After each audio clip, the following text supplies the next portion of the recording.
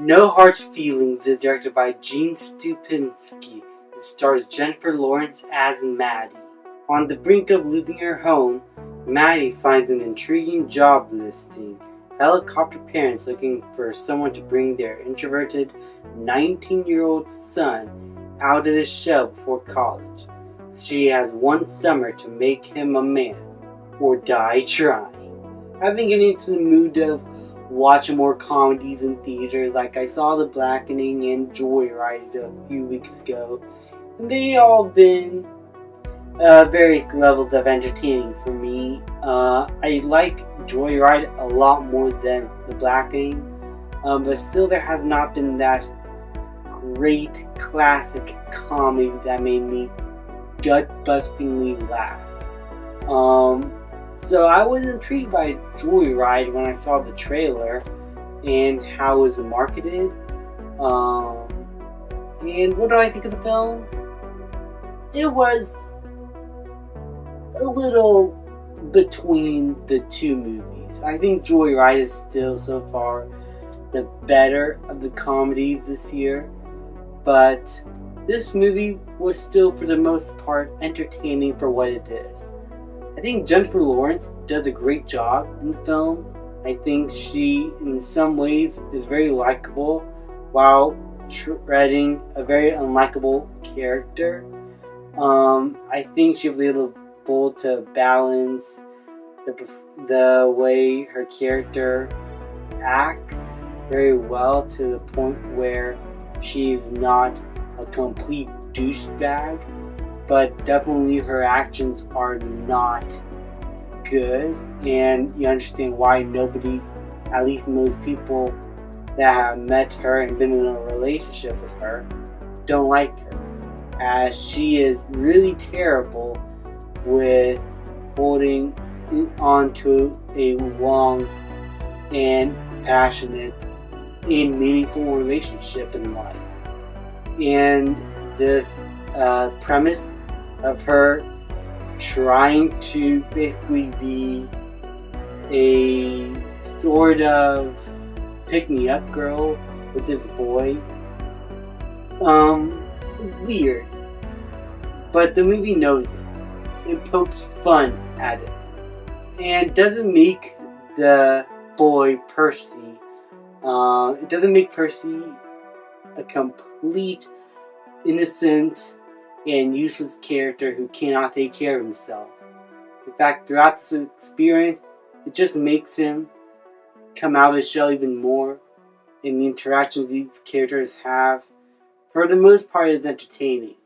I'd say in the middle portion of the film is when the film was able to strive at its best, when it's its funniest, and I think that's due to the chemistry between these two characters and how well these actors banter off with one another.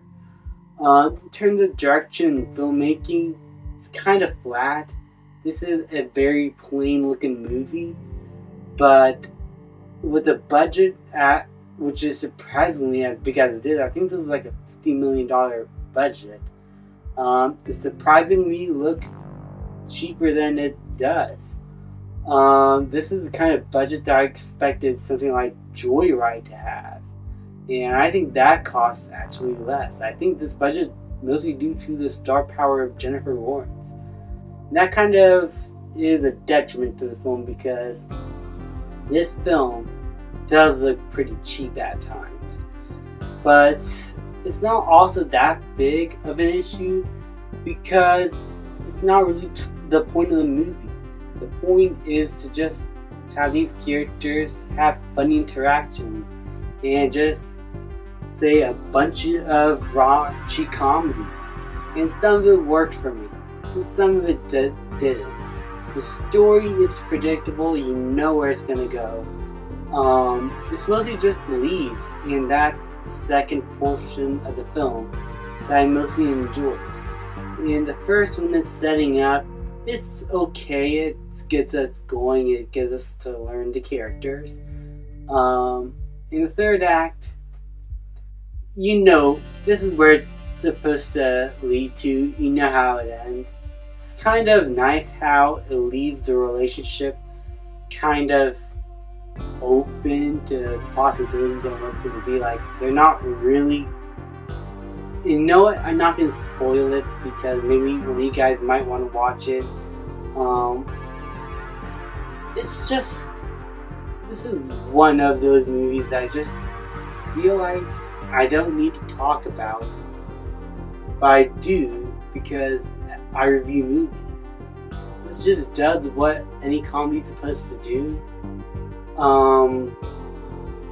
But there really isn't that much to talk about, honestly.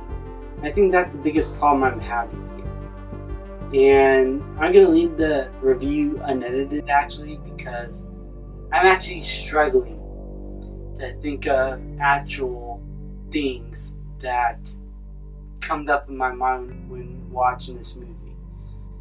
And really nothing all that much that surprised me. This is just a movie that you could just watch one time, maybe with friends on a rainy day, and just forget about the next day.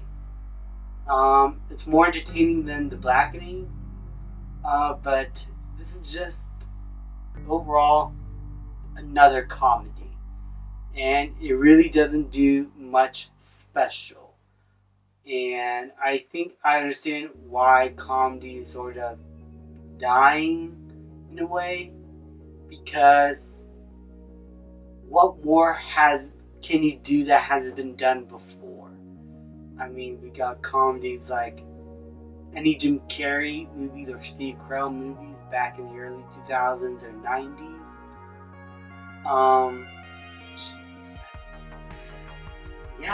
I really can't think of much to say about this one. It's just a movie that exists for me. I'm going to give no hard feelings a B-. Thank you guys so much for watching. Please like, subscribe, comment, and I'll see you guys next time.